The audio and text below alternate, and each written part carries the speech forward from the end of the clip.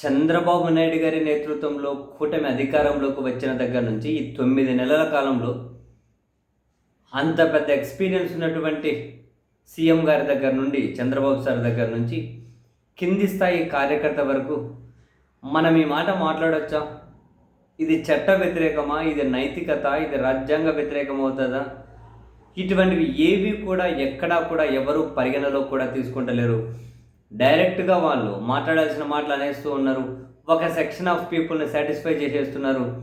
ఆ section of people ఓ 50% మంది satisfy అయితే చాలు, మనకు మిగతా వాళ్ళతో పని లేదు అని కూటమి కూడా ప్రతిదీ కూడా రాజకీయ పరంగానే ఆలోచించుకుంటూ అసూయ, ద్వేషాన్ని ప్రతి దగ్గర నింపుతూ కింద నుంచి పై స్థాయి వరకు మనం చూసాం.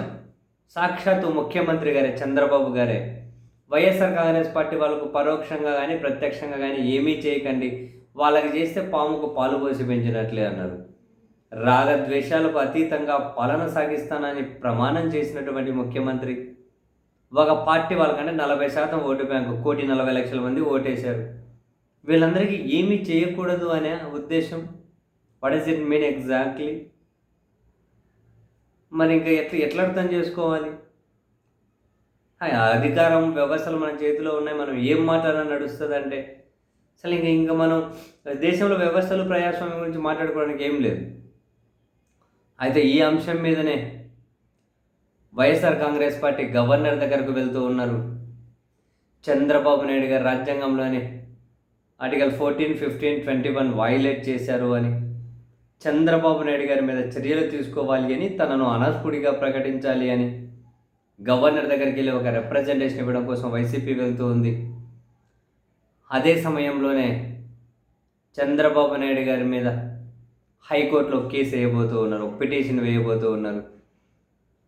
రాజ్యాంగ వ్యతిరేక వ్యాఖ్యలు చేశారు, తన మీద చర్యలు తీసుకునే విధంగా ఆదేశాలు ఇవ్వండి అని మొదట గవర్నర్కి పిటిషన్, తర్వాత వైసీపీ హైకోర్టులో గవర్నర్కి రిప్రజెంటేషన్, హైకోర్టులో పిటిషన్ వేయబోతూ ఉన్నారు. ఈ విషయాన్ని వైసీపీ ప్రధాన కార్యదర్శి వెంపల్ సతీష్ రెడ్డి గారు కూడా ప్రకటించారు.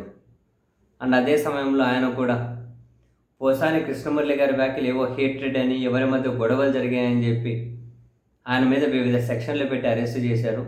మరి చంద్రబాబు నాయుడు గారు కూడా హేట్రెడ్ స్పీచ్ మీద అవే సెక్షన్లే అప్లికేబుల్ అవుతాయి కదా, మరి ఆయన మీద ఎందుకు కేసు పెట్టలేదు అని సతీష్ రెడ్డి గారు అయితే క్వశ్చన్ చేస్తూ, చంద్రబాబు గారి వ్యాఖ్యలను అన్ని వ్యవస్థల దృష్టికి తీసుకెళ్తాం, డెఫినెట్లీ లీగల్గా కూడా మేము దాని మీద ప్రొసీడ్ అవుతాము అని చెప్పి తానైతే ప్రకటించారు.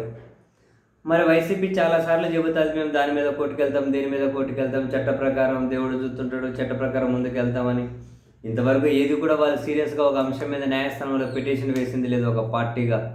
మరి ఇప్పుడు ఈ వ్యాఖ్యల మీద కానీ వేస్తామన్నారు, అది కానీ ఏదో ఫ్లోలో చెప్పేశారు, లేకుంటే నిజంగానే వేస్తారు తెలియదు, మరి చూడాలి.